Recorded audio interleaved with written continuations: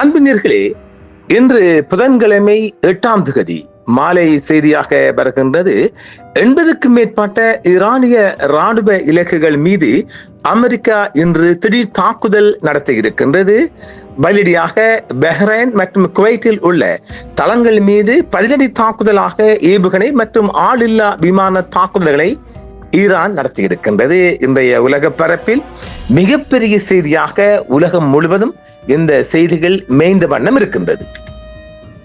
தெற்கு ஈரானில் உள்ள ராணுவ உட்கட்டமைப்புகள் மீது அமெரிக்கா நடத்திய துல்லியமான தாக்குதல்களை தொடர்ந்து பஹ்ரைன் மற்றும் குவைத்தில் உள்ள அமெரிக்க ராணுவ தளங்களை குறிவைத்து ஏவுகணை மற்றும் ஆளில்லா விமான தாக்குதல்களை தெஹ்ரான் செய்திருக்கின்றது. இது ஹார்முஸ் ஜலசந்தியை சுற்றியுள்ள பிராந்திய பாதுகாப்பு மற்றும் கடல்சார் நிலம் தன்மைக்கு மீண்டும் ஏற்பட்டுள்ள அபாயங்களாக உலக பரப்பில் பார்க்கப்படுகின்றது. இன்று புதன்கிழமை 8ஆம் தேதி இந்த சம்பவங்கள் வளைகுடா முழுவதும் ஒரு மிகப்பெரிய பதற்றத்தையும் அச்சத்தையும் ஏற்படுத்தி இருக்கின்றது. ஹார்முஸ் ஜலசந்தியில் சென்ற வணிக கப்பல் மீது ஈரான் தாக்குதல் நடத்தியதாக அமெரிக்கா குற்றம் சாட்டியுள்ளது. இதற்கு பதிலடியாக ஈரானின் 80க்கும் மேற்பட்ட இராணுவ இலக்குகள் மீது அமெரிக்க படைகள் தாக்குதல் நடத்தியுள்ளது. இதில் ஈரானின் வான் பாதுகாப்பு அமைப்புகள், ரேடார் தளங்கள் மற்றும் 60க்கும் மேற்பட்ட சிறிய படகுகளாக குறிவைக்கப்பட்டு அளிக்கப்பட்டிருக்கிறது. அமெரிக்காவின் இந்த தாக்குதலுக்கு பதிலடியாக பஹ்ரைன் அமெரிக்காவின் 5வது தளம் என்று சொல்லப்படுகிறது இல்லையா, அந்த தளம் மற்றும் குவைத்தில் அமெரிக்க ராணுவ தளம் உள்ளது இல்லையா, அந்த தளங்களை குறிவைத்து ஈரான் ஏவுகணை மற்றும் ஆளில்லா விமான தாக்குதலை குருஸ் ஏவுகணையும் தாக்கியிருக்கின்றார்கள். இந்த தாக்குதல் முயற்சியை தொடர்ந்து பஹ்ரைன் மற்றும் குவைத் நாடுகளில் வான் பாதுகாப்பு எச்சரிக்கைகள் விடுக்கப்பட்ட வண்ணம் இருந்தன. அங்குள்ள வான் பாதுகாப்பு அமைப்புகள் ஈரானின் ஏவுகணைகள் மற்றும் ஆளில்லா விமானங்களை இடைமறித்து அளித்துள்ளதாக தெரிவிக்கப்பட்டிருக்கின்றது. பிப்ரவரி 26 தொடங்கிய அமெரிக்கா ஈரான் இடையிலான போர் சூழலில் தற்போது நிலவி வந்த தற்காலிக போர் நிறுத்த ஒப்பந்தத்தை மேலும் சிக்கலாக்கி உள்ளது. 80க்கும் மேற்பட்ட ஈரானிய ராணுவ இலக்குகள் மீது அமெரிக்கா தாக்குதல் நடத்திய நிலையில் பஹ்ரைன் மற்றும் குவைத்தில் உள்ள தளங்கள் மீதான பதிலடி தாக்குதல்கள் மிகப்பெரிய அழிவுகளை ஏற்படுத்தி இருக்கலாம் என்று சொல்லப்படுகின்றது. இன்னும் அந்த சேதாரம் வெளிவரவில்லை. தெற்கு ஈரானில் உள்ள இராணுவ கட்டமைப்புகள் மீது அமெரிக்கா நடத்திய துல்லியமான தாக்குதல்களை தொடர்ந்து பஹ்ரைன் மற்றும் குவைத்தில் உள்ள இராணுவ இலக்குகள் மீது மிகப்பெரிய ஆளில்லா விமான தாக்குதல்களை நடத்தி இருக்கிறது ஈரான். இது ஹார்முஸ் ஜலசந்தியை சுற்றியுள்ள பிராந்திய பாதுகாப்பு மற்றும் கடல்சார் நிலத்தன்மைக்கு மீண்டும் ஏற்பட்டுள்ள மிகப்பெரிய அச்சமும் அபாயமாக இருப்பதாக பிரித்தானியாவும் தெரிவித்திருக்கின்றது. அமெரிக்காவுக்கும் ஈரானுக்கும் இடையிலான நேரடி பகைமைகளை தற்காலிகமாக குறைந்திருந்த நிலையில் இஸ்லாமாபாத்தில் பலவீனமான புரிந்துணர்வு ஒப்பந்தம் தெற்கு ஈரானில் உள்ள ராணுவ இலக்குகள் மீது வாஷிங்டன் ஒரு புதிய அலை துல்லிய தாக்குதலை தொடங்கிய பின்னர் கடுமையாக சிதைந்தது. இதை தொடர்ந்து பஹ்ரைன் மற்றும் குவைத் முழுவதும் உள்ள அமெரிக்க ராணுவ தளங்கள் மீது பதிலடி தாக்குதல் கொடுக்கும் வகையில் ஏவுகணை மற்றும் ஆளில்லா விமான தாக்குதல்களை நடத்தியிருப்பதாக தெஹ்ரான் சற்று முன்னர் தெரிவித்திருக்கின்றது. அமெரிக்க ராணுவத்தின் இந்த நடவடிக்கையின் போது 80க்கும் மேற்பட்ட ஈரானின் ராணுவ இலக்குகள் தாக்கப்பட்டிருக்கின்றது. அவற்றில் வான் பாதுகாப்பு அமைப்புகள், கட்டளை மற்றும் கட்டுப்பாட்டு உட்கட்டமைப்பு அமைப்புகள், கடலோர கண்காணிப்பு வலைப்பின்னல்கள், கப்பல் எதிர்ப்பு ஏவுகணை நிலைகள் மற்றும் ஹார்முஸ் ஜலசந்தியை சுற்றி இயங்கி வந்த இஸ்லாமிய புரட்சிகர காவல் படையின் டசன் கணக்கான கடற்படை கப்பல்களும் அளிக்கப்பட்டிருக்கின்றது. ஹார்முஸ் ஜலசந்தி வழியாக செல்லும் வர்த்தக கப்பல்கள் மீதான தாக்குதல்களுக்கு நேரடி பதிலடியாகவே இந்த தாக்குதல்கள் நடத்தப்பட்டதாக வாஷிங்டன் விவரித்துள்ளது.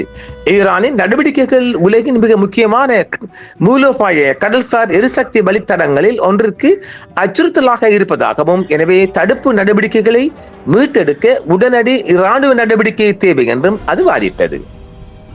ஈரான் அந்த விளக்கத்தை முற்றிலுமாக நிராகரித்திருக்கின்றது. அமெரிக்காவின் இந்த நடவடிக்கையை போர் நிறுத்த கட்டமைப்பு மற்றும் இந்த ஆண்டின் தொடக்கத்தில் பேச்சுவார்த்தை நடத்தப்பட்ட பரந்த புரிந்துணர்வு ஒப்பந்தத்தின் மற்றொரு மீறல் என்றும் ஈரான் விவரித்துள்ளது. அதே நேரத்தில் மோதலின் மாறிவரும் விதிகளின் கீழ் அதன் தொடர்ச்சியான இராணுவ பதிலடி முறையான தற்காப்பு நடவடிக்கையாகும் என்றும் ஈரான் தெரிவித்துள்ளது. இஸ்லாமிய புரட்சி காவல் படை பின்னர் முக்கியமான பஹ்ரைன் மற்றும் குவைத்தில் உள்ள 85 அமெரிக்க இராணுவ தளங்கள் மீது ஏவுகணைகள் மற்றும் நீண்ட தூர ஆளில்லா வான்வழி அமைப்புகள் மற்றும் குருஸ் ஏவுகணைகள் ஏவப்பட்டதாக தெரிவித்துள்ளது. இருப்பினும் அந்த கூற்றுகளின் முழு அளவும் சுவாதீனமாக சரிபார்க்கப்படவில்லை என்பதையும் மக்கள் தெரிந்து கொள்ள வேண்டும்.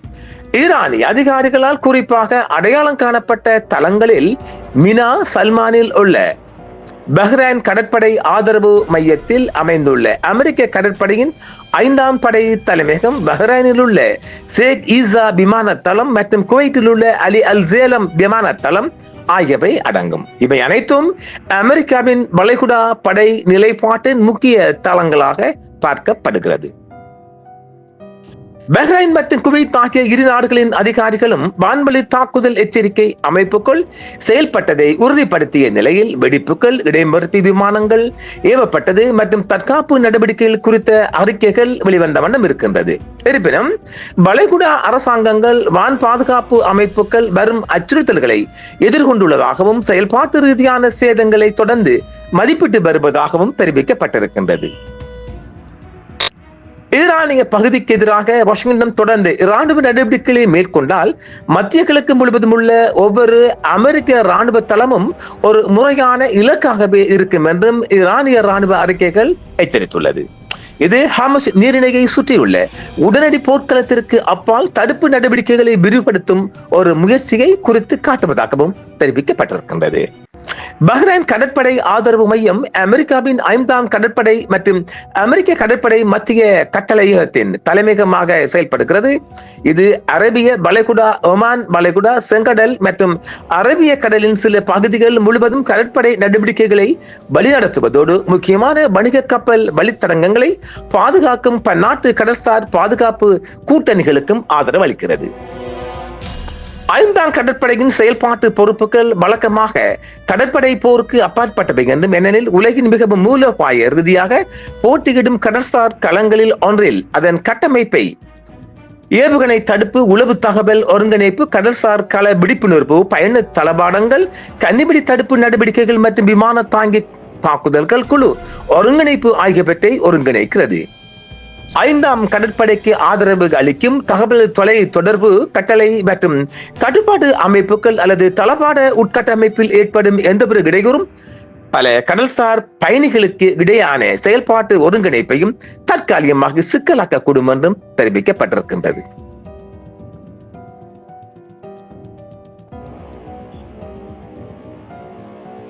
5ஆம் கடற்படைக்கு ஆதரவளிக்கும் தகவல் கட்டளை அமைப்புகளும் முற்றுமுழுதாக அளிக்கப்பட்டுள்ளதாகவே தெரிவிக்கப்பட்டிருந்தது.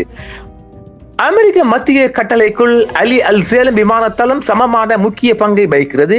இது மூலோபாய வான்வழி போக்குவரத்து, உளவு கண்காணிப்பு மற்றும் உளவு பணிகள், வான்வழி எரிபொருள் நிரப்பும் நடவடிக்கைகளை விரைவான படைவசைப்படுத்துதல் என்றும் தெரிவிக்கப்பட்டிருக்கின்றது. ஏவுகணைகள், ஆளில்லா விமானங்கள் மற்றும் பரவலாக்கப்பட்ட தாக்குதல் நடவடிக்கைகள் ஈரானின் விரிவடைந்து வரும் பதிலடி தாக்குதல் கோட்பாடு பிராந்திய வான் மற்றும் ஏவுகணை பாதுகாப்புகளுக்கு சவால் விடுக்கிறது என்றும் தெரிவிக்கப்பட்டிருக்கிறது. ஈரான் பலிஸ்டிக் ஏவுகணை, குருஸ் ஏவுகணைகள் மற்றும் நீண்ட தூர ஆளில்லா வான்வழி அமைப்புகளை பயன்படுத்துவதாக கூறப்படுகிறது. அதன் பெருகி வரும் ஒருங்கிணைந்த தாக்குதல் கோட்பாட்டை விளக்குகிறது. இது பல செயல்பாட்டு அச்சுகளில் ஒரே நேரத்தில் அழுத்தத்தை ஏற்படுத்துவதாகவும் தெரிவிக்கப்படுகிறது. ஆக மிகப்பெரிய தாக்குதல் சம்பவம் இரு தரப்பாலும் அரங்கேறி இருக்கின்றது. இன்றைய புதன்கிழமை செய்தியாக மீண்டும் நாளை காலையும் சந்திப்போம் நேர்களே. என்றும் உங்களுடன் சன்ரைஸ் இந்தியா டிவி சப்ஸ்கிரைப் பண்ணுங்கள், பெல் பட்டனையும் கிளிக் செய்யுங்கள். உங்கள் ஆதரவை எங்கள் சேவை, ஆதரவு தாருங்கள், அரவணைப்போம். மறக்காம சர்ப்ரைஸ் பண்ணுங்க. தேங்க்யூ.